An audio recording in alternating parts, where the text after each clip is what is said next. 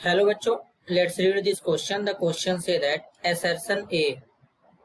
Addition of HBr to 1-butene gives two optical isomer. Reason are the product contain one asymmetric carbon. अब इसके regarding बच्चों यहाँ पर चार ऑप्शन गिवन है, इन चारों में से करेक्ट को आइडेंटिफाई करना है।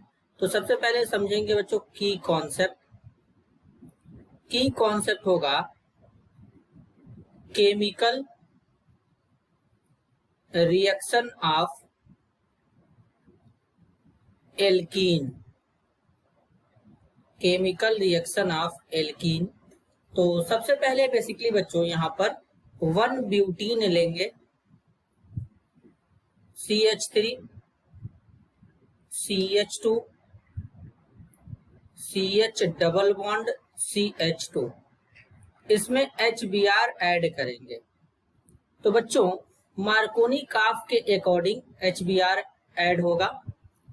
मार्कोनी काफ के अकॉर्डिंग रिएजेंट का नेगेटिव पार्ट, जैसे कि इसमें ये पॉजिटिव ये नेगेटिव है, तो रिएजेंट का जो नेगेटिव पार्ट होता है उस डबली बॉन्डेड कार्बन एटम से जुड़ता है जिसपे हाइड्रोजन का नंबर कम हो। तो इस पे हाइड्रोजन का नंबर 1 है, इस पे 2 है, तो इस पे नेगेटिव पार्ट जुड़ जाएगा। इस तरीके से CH3 CH2, यहाँ पर बच्चों CHBr और यहाँ पर CH3 इस तरीके से ऐड हो जाएगा। अब अगर हम इसके मैकेनिज्म की बात करें तो वो कुछ इस तरीके से होता है, CH3 CH2 CH double bond CH2। अब बच्चों HBr से यहाँ पर सबसे पहले H+ आएगा, तो यहाँ पर क्या होगा, कुछ इस तरीके से होगा, ये बॉन्ड इस पे ब्रेक होगा, ये इस पे अटैक करेगा, तो CH3 CH2 CH यहाँ पे पॉजिटिव, CH3 कार्बन के ऊपर पॉजिटिव चार्ज आएगा तो कार्बोकेटायन बनेगा। ये जो कार्बोकेटायन बना है बच्चों, ये कितने डिग्री कार्बोकेटायन है, 2 डिग्री कार्बोकेटायन है, ज्यादा स्टेबल होता है।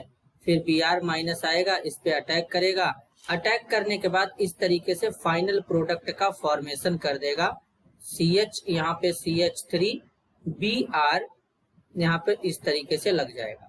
तो अब हमको देखना है कि ये कंपाउंड ऑप्टिकली एक्टिव है, क्या इसके दो आइसोमर पॉसिबल है। तो सबसे पहले इसका स्ट्रक्चर ड्रॉ करेंगे। CH3 CH2 CH3 CH2, यहाँ पे CHBr हो जाएगा, फिर यहाँ पे CH3 CH3। तो बच्चों अब हम इसमें कायरल कार्बन को आइडेंटिफाई करेंगे। कायरल कार्बन एक ऐसा कार्बन होता है जिससे 4 डिफरेंट ग्रुप अटैच्ड होते हैं और उस कार्बन का हाइब्रिडाइजेशन sp3 होता है। तो यहाँ पर अगर हम इसका और एकदम ओपन स्ट्रक्चर बनाएं तो कुछ इस तरीके से बनेगा, hydrogen hydrogen hydrogen bromine hydrogen hydrogen hydrogen. अब इसमें पहले हाइब्रिडाइजेशन कैलकुलेट करेंगे, तो कार्बन के यहाँ अराउंड पे केवल सिग्मा बॉन्ड है, 1 सिग्मा 2 सिग्मा 3 सिग्मा 4 सिग्मा।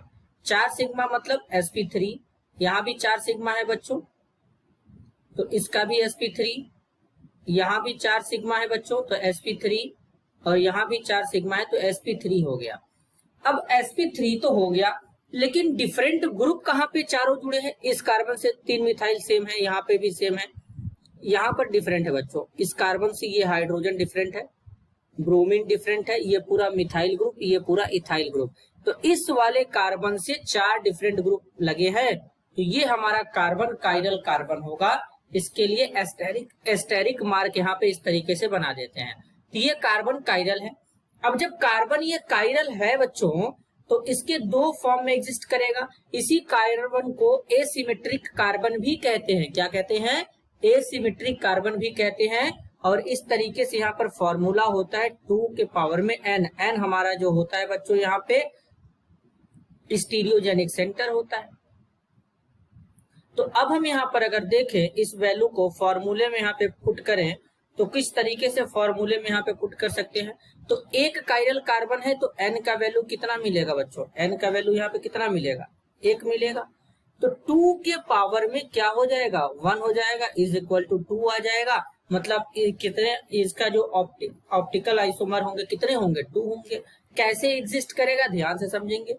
यहाँ पर बच्चों क्या है, एक मिथाइल ग्रुप, एक यहाँ पर CH3 सॉरी बच्चों इथाइल ग्रुप होगा।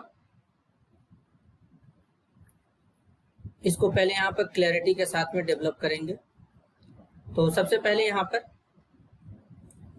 एक मिथाइल ग्रुप, CH3 मतलब मिथाइल ग्रुप, ET मतलब इथाइल ग्रुप। अब यहाँ पर ये ब्रोमीन है बच्चों, यहाँ पर ये हाइड्रोजन है, तो इसका एक फॉर्म ये हो जाएगा, ये हमारा स्टेरिक मार्क लगा देंगे, कायरल सेंटर है, और ये हमारा D फॉर्म हो जाएगा प्लस फॉर्म। जब इसका मिरर इमेज डेवलप करेंगे बच्चों, जब इसका मिरर इमेज डेवलप करेंगे तो ये स्ट्रक्चर इस तरीके से पलट जाएगा। तो पलटने के बाद ये कुछ इस तरीके से दिखेगा, मिथाइल ग्रुप, यहाँ पर एक इथाइल ग्रुप हो जाएगा, और अब ये ब्रोमीन इधर आ जाएगा, यहाँ पे हाइड्रोजन लग जाएगा, ये कायरल सेंटर है, और ये L फॉर्म हो जाएगा। तो इस तरीके से ये 2 फॉर्म में एग्जिस्ट करेगा, दोनों एक दूसरे के ऑप्टिकल आइसोमर होंगे इस तरीके से बच्चों। तो यानी यहाँ पर बच्चों क्या है, अगर हम देखें तो ये दोनों एक दूसरे के आइसोमर हैं। तो बेसिकली यहाँ पर बच्चों आप समझेंगे, एसर्शन में बोला गया addition of HBr to 1 butene gives 2 optical isomer, बिल्कुल करेक्ट है। रीजन आर में बोला गया the product contain 1 asymmetric carbon, ये भी करेक्ट है बच्चों।